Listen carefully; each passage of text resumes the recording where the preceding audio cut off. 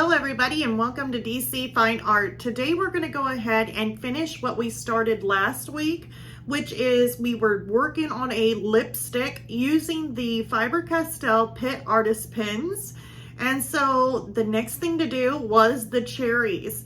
Now we're still going to be working with reds and we're still going to be working with making gold. So this is just going to be just a different subject on this painting, and I want to go ahead and cover that with you guys again, so that way not only you can see me working with the same colors I did for the lipstick, but I'm also using it for something different. And so that is what we're going to be working on in this video. Also, if you're new to this channel, please subscribe. We would love to have you on the channel, and if you could hit the like, share, subscribe, comment, all those fun things definitely helps the channel. So let's go ahead, turn this around, and let's get started working on these cherries. All right, so we're starting out with the golden part of the cherry up on top. Now, I did not include the link, chain link that goes off the top of this. So we are starting out with a raw umber, and that is like kind of like a golden kind of color, but it's like a shade darker. So I used that, and then using my cold gray to kind of go over the top of it, make it a little bit darker. I don't want to go extremely dark on this first. You want to go with like really your lighter tones. If there is some darker tones, then I will stick them in, but the lightest part tones, like the highlights, I want to leave those blank until I can go over it. Now the other color, that yellowy kind of color that I used a green gold, and then I also used an ivory for the lightest part. And I will layer on top of this. I will go on top of it with white, that green gold, which is more that goldish yellow. It's just way too bright. So what I did here is I did add a little bit of white to that on top of it to kind of push it back just a little bit, but I will be going over it with my ivory. So if you want to tone that down, use your white or use your ivory on top of it afterward. So here I'm adding back in my ivory. Now to keep your paper from rolling up on you, I would definitely let it dry just a little bit before you go on top of it with another layer. And I would definitely not want to soak in a bunch of pigment into the paper either and then go back on top of it with it still wet, because you can end up having the paper kind of roll up on you. So just work in layers and make sure you go a little bit slower. So here I'm just adding it back in some of my raw umber, the white. If you want it a little bit brighter, just wait until it dries, go back over it again with the white, just adding several layers of white on top, and that white will start to show. So here I'm going to continue on. I'm using my raw umber at first. It will go darker, but I just wanted to start out with a little bit lighter of a color. So I'm using that raw umber to kind of outlining some of these darker areas of the golden cherry here. Then going back on top of it with more of my brown or my dark sepia. And then I'm using my green gold right now to fill in some of the regular gold color. It's not necessarily the brightest part. That I'm using some of the ivory and the white to go on top of that. Now I will have to add several layers on this just to make some of the colors stand out, especially my brighter highlights.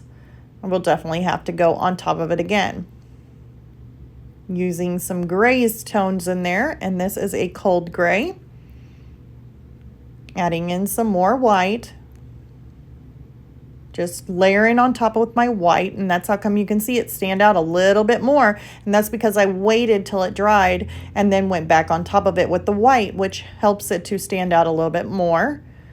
Adding some more gray tone in there, and you just layer until you get it the way you want it. I mean, you can layer. You can also, just like what I did, that green gold was too bright of a yellowish color, so toning it back by using my white on top definitely helps mute that color and tone it down some. So now we're going to go on to the leaf. I'm just using my gray to go over some of the darker areas in here. There was a little bit of a darkish kind of brown color right in there. I'm just going with my raw umber at first. I can always go darker. So here I'm just kind of transitioning between a darker brown, like a walnut brown, and then going on top of it with some of my raw umber in some of these shadows. Now remember, I'm going to use my green gold here in just a second to fill in for the rest of the gold, but I will leave alone or let like an open space for my brightest highlights. That way I can get them just a little bit brighter. So here I'm just going to go ahead and put some of that ivory in ahead of time where my highlights would be. That way they will stand out a whole lot more, and I will use my green gold and I will go around those areas because I definitely don't want, I want them to be brighter of a gold, and yeah, I don't want to cover it up. So just make sure you leave your brightest areas open to be able to put your highlight in. Putting in some of that white. It ain't completely dry, so it's not 100% super bright, which you would just take several layers to do. I'm actually just going over everything with my light or with my white, so that way I can mute this all back. I will go over it with another layer, but I definitely wanted that gold muted down and not so bright. And now I'm going over it with my ivory all over the place just to kind of give it a little bit of that yellowish tone. I also, another thing too, I do use my ivory quite a bit. That is like one of my most important Pitt Artist pens. And the reason why I say that is because I do use that to blend a lot of my colors too. So if you're wanting to blend it, but you're not really wanting to change the color a whole lot, I would use the ivory as kind of like a blender for the Pitt Artist pens. If you use the white to try and do that, then you're basically muting your colors. But if you use that ivory, it really does help out to blend your colors if you're wanting to blend that certain area. So that's why I like using it.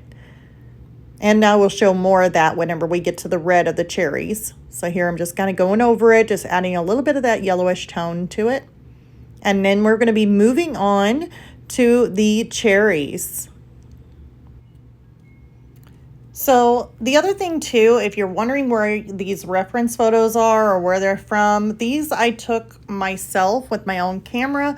I am going to upload them, like I said, to Patreon. I know I have been a little bit behind on Patreon on getting those reference photos out. I do apologize. Those will be coming soon, and you will have these cherries along with the perfume bottle that will be in the reference photos for this week. So the other thing too, if you're wanting to know what colors exactly that I used for this, I did write them down as I used them. They will be listed in the link or in the description below, and I will be writing them out by their number like I did on the last video. So here I am just taking my red. I kind of went around the outside edge, and then I started making little bitty dots inward with that red. And I think it's my darker red that I have, or at least one of them. It's a deep red. It's not my darkest red, but it is a deep red. And I'm just making little dots on the outside edges, and then the dots get a little bit bigger whenever you start moving in toward the center of that cherry. So now I'm taking another color red. So I'm taking more of my, I think it's called Pale Geranium Lake. I'm taking that type of red, and I'm just doing the same thing. I'm going little bitty dots on the outside edges, and I'm bringing bigger dots into the center of this cherry. Now this cherry here, as you can see, has a bunch of sparkles in the reference photo. I'm just going to get as close as I can. It's not going to look identical to the reference photo, but we can get as close as we can, and it will still look good. So here I'm taking a darker red, which is my, I do believe it's the India red, and it's the darkest red that I can find in the set that I have. So I am actually just taking that, making the edges right around the edges here a little bit darker in the shadow or where it is darker in the reference photo, and just kind of bringing those darker areas into the cherry where I see those darker areas. Now it doesn't darken it a whole lot, but we will come back in and add some more darker dots in there. Here is my ivory, and this is what I was saying about blending. I use this for a blender. So here I'm going through with my ivory Pitt Artist pen, and I am just kind of blending all this in so that way I can fill in all those gaps. So that way I don't have like white white little speckles or where I can't get the paper covered, that's a good way to cover it with that ivory. Here I'm taking a gray and I am going over it, making little dots in just some of these areas that are just a little bit darker in patches and around some of the edges that have the shadow. Adding back in some more brighter red that I have, which is the brightest red here is the, well, I got deep scarlet red too. So actually my brightest red is the pale geranium lake. Sorry about that.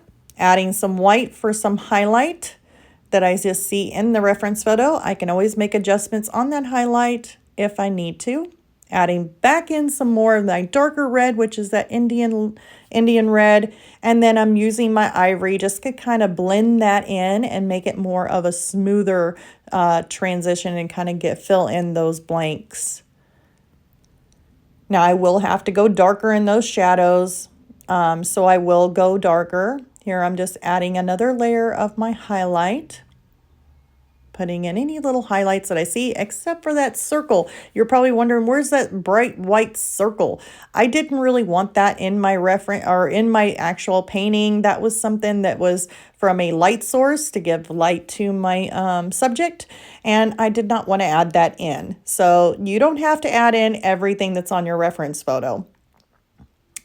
Here is my black and my dark cold gray that I have, and that is what I'm using to create a darker shadow underneath and make little speckles, along with adding some more little speckles of white or adding on to my highlight with my white. So that cherry there is done. We are going to go to the next cherry, and I'm going to do the exact same thing with this cherry, except that there is a little bit difference. They have like this little dip here in the cherry, and I added a white highlight to it. I made sure to leave that blank so that white can stand out a little bit more. Using some of my red to make some little dots on the outside of the cherry. Around the outside edge, just some littler, I don't know if that's a word, littler speckles. That's a hard one. I don't know why I chose those words. And then I will start growing those dots and making them a whole lot bigger toward the center of the cherry, or at least a little bit bigger. Sometimes it's hard to do, but yep. Here we go again, adding in some more of my red and going from the inside working on the outside, working in. Doing the same thing with my brighter red that I have, working on the outside and working my way on in, then taking my Indian red, which is my darkest of my reds, and I'm going to start filling in some of these areas where there is a darker shadow or dark splotches in it, and just adding that back in and around the lipstick cap here, because there's going to be a little bit of a shadow, so it's probably going to be a little bit darker in that area anyway. Adding from the outside in to some of these darker areas, darker patches. Now I'm going to go ahead and add a little bit more of my brighter red in there. I just needed a little bit more filler. And now I'm going to go in with my ivory and I'm going to blend this all out so that way I can fill all the rest of the paper and it gets a little bit more smoother of a transition too. So that ivory definitely comes in handy. I have ordered me another one in hand just whenever I run out, because I have ran out before on how much I use that as like a blender. Adding in some of my gray tone in here, just to give it some little shadows of darker spots in these areas where the cherry is. Going in and around the outside edge here. Around the little cap, adding back in some more Indian red. Adding in some more brighter reds in this area. Then adding in some white, like some white little highlight here, maybe a little white highlight there. Adding another layer of highlight on the top of this cherry here and darkening the inside where the shadow would be, where it kind of concaves into. Right in that area, make it a little darker, more Indian red. So this is just a layering process until it looks the way you want it. Adding in some of my brighter reds and then adding back in some more white. So I'm doing a lot of layering with the white, so that way that highlight stands out a little bit more. Adding in some of my ivory to blend this out, going in and around my highlight. Adding some little speckles of white, just so that way maybe there's a little shine or a little shimmer in my cherry. Adding in the black definitely helps for these darker areas that I needed to add just that little bit of punch for that shadow that's in there. It needs to be a little bit darker. So adding in my black and my dark grays in here. So black is on the outside, and then I kind of come inward with some of my darker grays. So that way I'm not going straight black, but using the grays.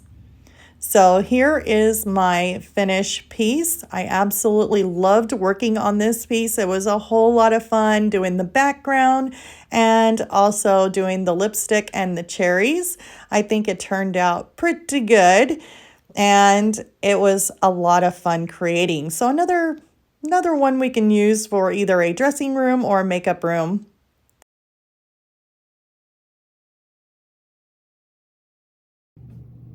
Well, I hope you guys enjoyed this video. Also, if you could, just remember to hit that like, make a comment, or share this video. Definitely helps the channel. And if you want to, and I really would like it if you could, subscribe if you haven't already, because we would love to have you on here. And if you're looking for slower videos, or a little bit slower videos, or more videos that I have, or lessons that I have to offer on different mediums such as soft pastel, color pencil, acrylic painting, charcoal, you can find that over on my Patreon. The link is in the description below. So I guess until next time, bye you guys.